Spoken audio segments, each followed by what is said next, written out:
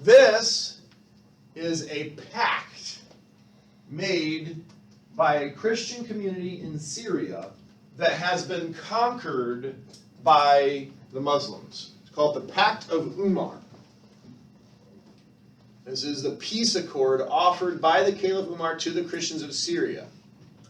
Now the letter we're going to read is, I guess you could look at it like a contract from the Christians agreeing to certain terms.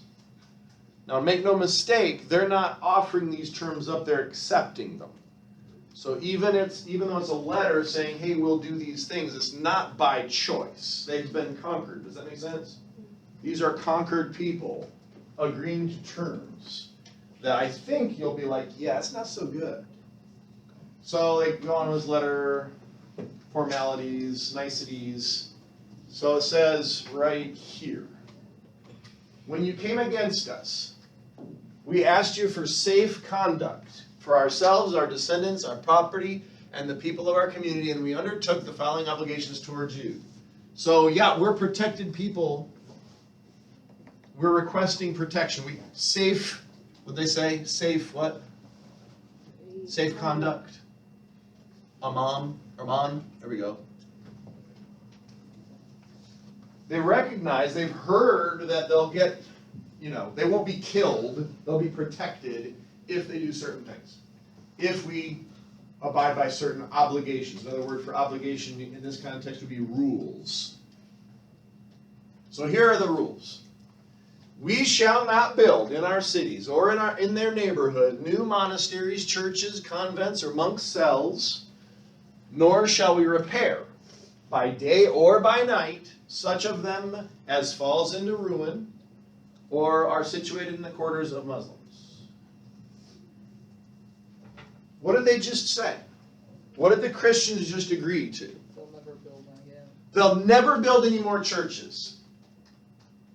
Is this voluntary? No. No, they've been defeated by the Muslims. And they know the only way they'll be allowed to live is if they agree to these terms. We won't build any more religious buildings to serve the Christian faith. Nor will we do what? Repair them. They're not allowed to repair them. Do buildings sometimes need repair? Yes. What does this mean? They can't They'll eventually fall.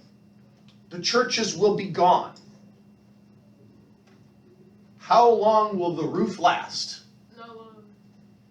Probably Once that structure is no longer able to be used as a church, it can't be ever again. I guess I could change that phrasing a little bit. It could be repurposed as a mosque, couldn't it? Yes. Absolutely, it could be repurposed as a mosque. We shall keep our gates wide open for passerby and travelers. We shall give board and lodging to all Muslims who pass our way for 3 days. So if someone needs a place to stay, they're Muslim, you need to be a generous host to them. That sounds nice, doesn't it? No. No, it does. However, could that be abused by some not so nice people? Yes. Sure. We shall not give shelter. So we will shelter Muslims. We shall not give shelter in our churches or in our dwellings, that means our homes, to any spy, nor bide him from the Muslims. What does that mean? It means anyone that the Muslims deem, the people that just conquered them, anybody that they think is an enemy, if we give them shelter, right, we lose our protected status. In other words, they don't kill us. We shall not teach the Quran to our children. Why would the Muslims have a problem with Christians teaching the Quran to their children? Because Because they're it's a Christian. Christian belief. Because they're Christian. Well, so why can't a Christian teach their children about the Quran? They'd have to Because change it's their what the religion. Christian belief. No, they wouldn't have to change their religion. Why is it not allowed? Huh? Maybe they should grow up Christian? Do you think that the Christians would be teaching the Quran in order to convert their children or to teach it from the perspective of a Christian and show why they're wrong? Show why the Muslims are wrong, why the Quran is wrong. Right? So the Muslims say you can't do that. If you want your children to learn about the Quran, that's great, but we will do it. Thank you very much. You can send them to the mosque, and we will teach them properly. We shall not manifest our religion publicly, nor convert anyone to it. We shall not prevent any of our kin from entering Islam if they wish to, or wish it. Cannot manifest our religion publicly. I think they've got this highlighted for a reason. Manifest. To show a feeling or attitude. So we won't even show our religion. That's in such a way that promotes it. We won't be able to promote our religion. We can't show pride in our religion. We'll see here in a second that they definitely need to show what religion they belong to, though.